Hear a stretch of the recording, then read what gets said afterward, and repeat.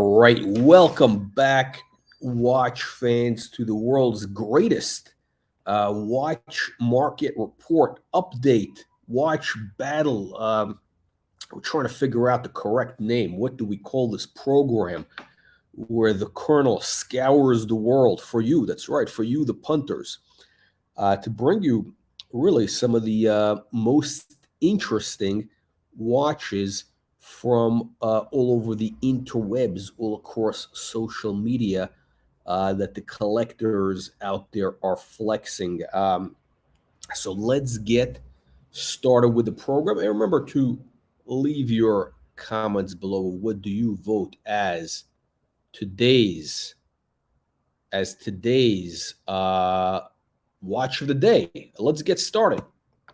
All right, so we're gonna start off with this GMT, nice little vintage piece. Look, the only thing that this has going for it really is the dial with the Omani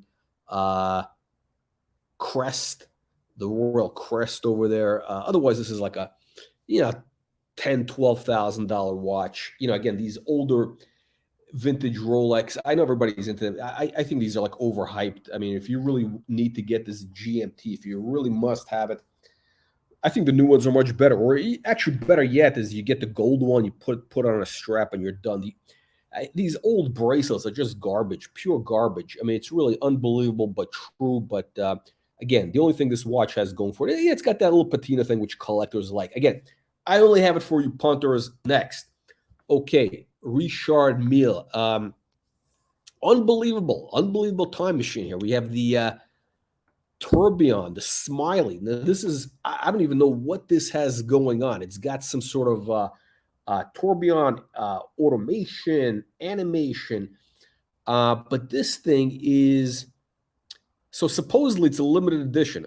Only 50. I mean, just 50. Imagine this. Only 50 pieces. List price is $1.2 million or $1.250 million. But these are selling for, if you would believe, $2, $3, $4 million. $2, $3, even $4 million. Unbelievable, but true. All these window lickers, lollipop suckers, these crayon eaters are actually paying that type of money. I wouldn't even pay. Listen, you couldn't pay me to wear this watch. I mean, this is an absolute piece of shit. But look, this is apparently owned by a collector in Asia. Who knows? Who knows what these guys? Why? Who? What? Why are they buying this one? I don't get it. But look, it's interesting, right? I mean, the fact that Richard Mille can get $1.2 million for this watch at retail, and on top of that there's crayon eaters who are paying $3 million. So that implies, look, if there's crayon eaters paying $3 million, that implies one of two things: either that they made 50 pieces and there's such demand that they're selling for 3 times retail, or maybe Richard Mille made only 5 pieces, 10 pieces. I mean, maybe they only made 10 pieces, right? Who knows how many pieces they actually made? Maybe they're still making. Who knows? It's very opaque. And then, of course, let's dive into the next watch. We got some interesting pieces. And this is, look, FP Journe. Why do I have this? The only reason I have this is because it's kind of an interesting picture. Like the guy's flexing. He's flexing on his private jet. Now, this looks like a legitimate, unless this is Photoshop, but I think this is real, right? Guy is flying on his jet. He's got it's open to the cockpit. The pilot is working away. This guy's flying. He's giving you the flex over there. Now, this is a piece of shit. I mean, this is a piece of shit watch. I'm not a fan of FP Journe and these kind of. Now, this is a titanium case. Okay, big deal. I know, whatever. He's the greatest watchmaker. I know he's unbelievable. This is the world's greatest watchmaker. But I find the watch kind of ugly. It's kind of a poor man's. I guess this is like the poor man's Richard Mille, or the poor man's, or the rich man's Frank Mueller. I mean, this is a hot mess, and this guy, TikTok, I think he's an Australian collector. He's got another piece. This guy is kind of an interesting selection. He's like all over the map. He's got an IWC, which yeah, I think this is the first time we have an IWC in here, and I only put it in here because he had a couple of interesting pictures. I think this is on another flight. He's taking this picture, and it's white ceramic, which I think is cool. I think this is actually a pretty cool look. Black dial, white ceramic. Um, it's interesting. I think it's kind of interesting. Look, if you need to get this out of your system, by all means, right? Uh, I don't really think much of it. Okay, then of course, we gotta have a Rolex. We gotta have a modern Rolex today, and this is interesting. This guy, this collector, you're gonna see a couple of pieces from this guy. You're gonna see a couple of pieces from this collection. This might be the basic. This might be like his everyday basic beater. This guy's got an interesting collection. So again, the meteorite. That's the main thing. You're paying for that meteorite, the beautiful meteorite, and the white gold bracelet, white gold meteorite, red and blue. I think this is a pretty cool. I think it's a pretty cool watch. I think this is actually pretty cool. Um, if it was cheap enough, I would get one. Meteorite is great with white gold, the red blue. It's nice. It's really nice. Again, I prefer my dual time things on a two dials. I don't like this GMT. It's too confusing for me.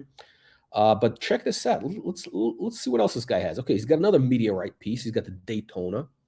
Again, white gold Oyster Flex. It's pretty nice. Again, I don't like the ceramic. Not my thing. But again, here's. So we're gonna go. He's got a couple more interesting things here, and we're gonna be showing you some interesting collections. These are all multi-piece collections here. Same guy. This is the same guy. The watch rookie. The watch rookie. Audemars Piguet Royal Oak. This is the white gold with a salmon dial. Look at that salmon dial. I mean, that is cool. And with the white gold, with the white indexes, it's almost like brownish, kind of pink, brown, whatever you want to call this color. And look, the guy's a stylish guy. He's paired it up with, he's got the right colors in his outfit. I think this is a beautiful. Look, I'm a sucker. The Colonel is a sucker for AP. So now we're going to be showing you some heavy hitters, all heavy hitters from here on out. No shitters. The only shitter we had today is that IWC and maybe that FP Journe. So this guy, we got the watch rookie. Now here comes another interesting piece. Same guy. This guy's all over the map. The Crash. This is a limited edition Crash with diamonds, enamel, green, blue. I mean, I'm not a fan of this. Would I wear one? I mean, this to me looks like a woman's watch. So I know, like, whatever, like some rappers are wearing these. All of a sudden, it's like hot. Otherwise, you couldn't give these things away. I think maybe Cartier paid, I don't know if it was Jay-Z or one of these guys to wear the watch in public, and all of a sudden the prices, went through the roof. They went through the roof. It's you got all these sheeple, the sheeple, meh, meh, meh. They're all lining up to eat the crayons. They're all lining up to lick the windows at Cartier, to lick those display cases, to lick the lollipops that they give them as a consolation prize. But these things are going for big money. Unbelievable. Again, I think this is a hype, super hype piece. Not worth the money, but it's interesting. It's interesting. The same collector. He's got interesting stuff, right? Let's keep on going here. Okay, so here we go, a little more down to earth. We got. It looks like this guy's kind of more of a down to earth type of guy. He's got the World Time white gold. Platinum. It's got the little blue dial, kind of a grayish blue dial. Interesting. This is the original World Time, or I should say first generation modern World Time. This guy's flexing his crocodile loafers there. Okay, it's okay. The shirt looks kind of like a cheap shirt, but I get the blue. Okay, I guess I see what he's trying to do over there. Horology 75. The watch is pretty cool. I would put on a different strap. Otherwise, it's a little bit boring. I think, I'm not a fan of the Patek. Where they go wrong, I think, is with the fonts. The fonts on these, I think the fonts are kind of ugly or they're very basic, and the hands on that dial are very basic. The guilloche is beautiful, but the hands and the fonts are just they just don't do it for me. I think these guys really missed an opportunity here, but what do I know? What do I know?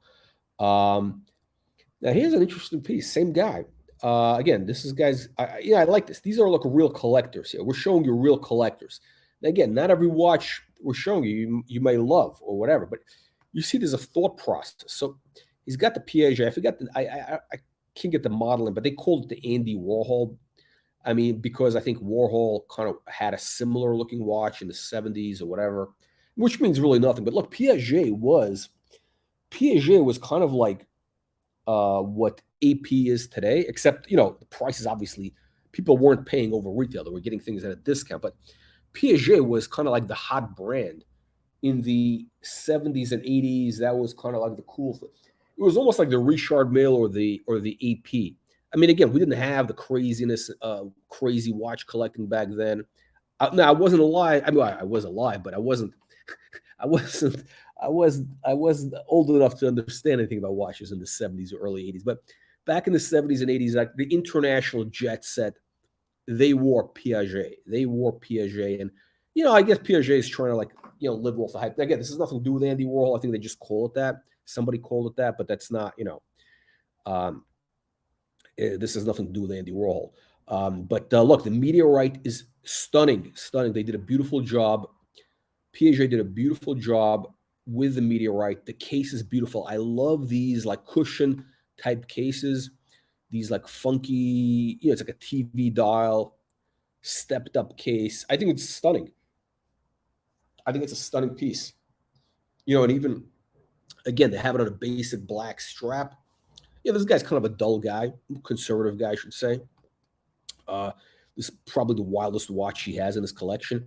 Again, look, I mean, no offense intended. I'm sure. Look, I'm sure. I don't know. I'm sure the guy's a great guy or whatever. But you can see it's more or less a conservative guy.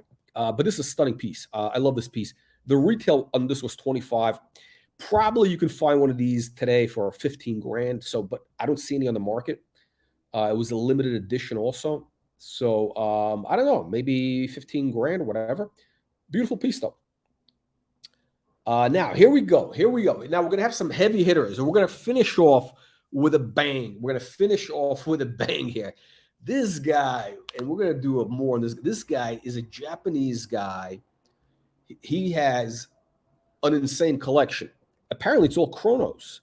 It's all chronographs. Or not all chronographs, but okay, here we go. He's got perpetual here. It's a hype piece, right? The perpetual calendar, but this is like the most basic piece. Now, of course, he's flexing in his Ferrari and then this is not a rental. I guarantee you this is not a rental car. And he's got like a little toy, a little mascot up on the wheel. That's his thing. And so he's got the perpetual calendar, which is great. Again, if you can pull off that size, ceramic. I don't know anything about the ceramic. People are into it, whatever. But it gets better. It gets better.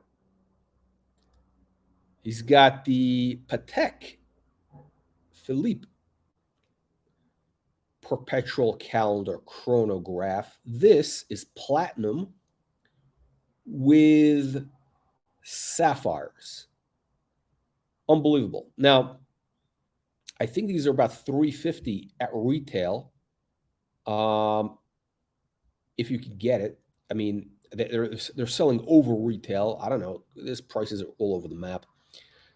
Again, sapphires, platinum. I mean, this is stunning. I mean, if you need to have a chronograph on a perpetual calendar, I mean, I don't know why you would need it, but okay. And again, he's got the mascot on the steering wheel. I mean, we're going to show more pieces from this guy's collection. This guy's got some insane stuff here. Unbelievable. I mean, this is like off the charts.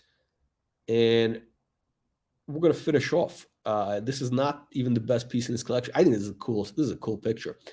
So he's got the kimono, right? And actually, look, this is you see where this is going, right? There's like a little samurai outfit.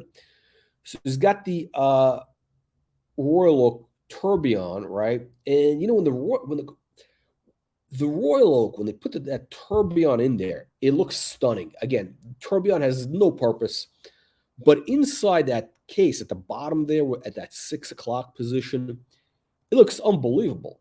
Now, what they did was look at this dial. Look at this dial. It's a hammered. It's a hammered dial. It's kind of a blue. I think it's a gold. It's gold. It's a gold dial. It's hammered. And the bezel, the bezel is hammered. It's like that Florentine hammering that they were doing a couple of years back on the whole case. I forgot what they called it, but here they only did it on the bezel, on the bezel, the bezel, which is interesting. I think it's an interesting contrast to have that. This is insane, right? I mean, this is just a beautiful, beautiful watch.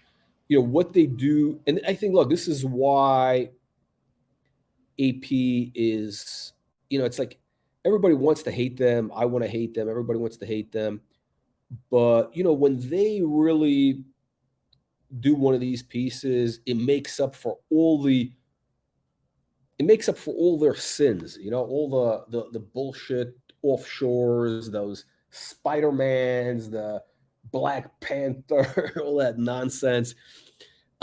This piece makes up for it. And by the way, this guy, he's got that Spider-Man, which is crazy. I don't know why, but I guess he's into cartoons. He's into the anime stuff or whatever. Who am I to tell somebody what to do with their money, right? But this is, and again, it makes sense. This is like a very Japanese type of watch, right? It's kind of low key, white gold, right? It's white gold. It's not flashy. Nobody would know what this is. It's white gold. It's got the hammering on the, it has that kind of Japanese pottery type of look. Japanese Meiji era bronze stuff. They did these. I could totally see why the guy bought this. I mean, it would be totally irresistible. I mean, again, you got that. It has that Japanese vibe, with all the the Swiss stuff, which is amazing, absolutely amazing. So amazing collection. What do you punters think? What do you vote as today's? What do you vote as watch of the day? Let's run through it real quick. We got the GMT, garbage. Richard Mille. I mean, again, to me, this is garbage. I know it's expensive. I'm not a fan. Maybe you guys like this. I mean, look, let's say you had the money. Let's say you were liquid for 100 mil, because you have to be, to buy that watch. You have to be liquid for like 100 mil just for it to make sense. At least. I mean, I don't know. Would I put 1% of my net worth into a watch? Maybe, yeah, maybe. I mean, look, if you had $1 million liquid and that's all you had, would you pay 10? Yeah, okay, 10 grand for a watch. It makes sense. But yeah, I mean, maybe this guy's only liquid for 50 million. He put all his. I don't know, but for it to make sense, it's crazy, because it's like a toy. Again, the Journe, cool picture though. Interesting watch if you're into that. If you're into the white ceramic is the only thing I like about this. I would never wear this, but whatever. So if you need to have a chronograph, okay. I think this is great for Rolex. Again, I'm not a chronograph guy, but again, if you like that, I'm not a fan of the black, the ceramic bezel. Great piece. What I like about, what I appreciate about this, the white gold, is the date window. The date window matches.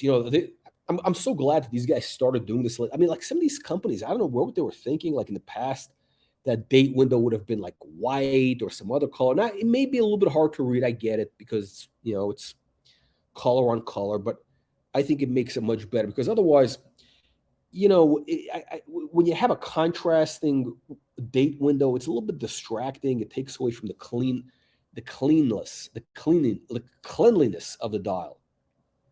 But this is beautiful. The hands, the hour markers, those stick indexes, they're like thin white gold. Beautiful, beautiful. I think this is a beautiful piece. I would never wear this. It's kind of a woman's watch to me. Crazy, well, ridiculous, whatever. A little bit boring. I find these a little bit boring, but whatever. Um, and again, I think maybe that's why these haven't caught on. They look a little bit old fashioned. They look a little bit. They just this this is the modern era of Patek. This is like in the 2000s, early 2000s, um, when they started doing like the travel time, which I have. But this thing just looks, it just looks kind of old. It looks like your grandfather's watch. And I think that's why these prices are down. Again, this is a platinum, so it's a little more valuable. And I'm saying 50, but probably in the 40s. I'm not a fan of these that much, but it's interesting. Beautiful piece, Piaget. I would buy this. If this was like 15 grand, I'd pay for it. White gold meteorite dial, beautiful. Um, Perpetual calendar. I love the layout. The watch is too big for me. I wish they did this in a smaller case size, in steel or gold. I'd be totally into it. I mean, not for this price. I don't have 200 grand for a watch, but you know, um, if they did this in a 38 millimeter, it would be great. Again, stunning piece, not my thing, but the sapphires. Wow, sapphires, platinum. What a combination. Um, and finally the tourbillon. Again, to me, tourbillon totally useless, but this is a stunning piece. I mean, they pulled it off. Limited edition of only 33, and they also did this in rose gold with like a chocolate dial. So I don't know. What do you punters think? What do you vote as the watch of the day? Leave your nasty, vicious comments below, and I will see you all on the next one.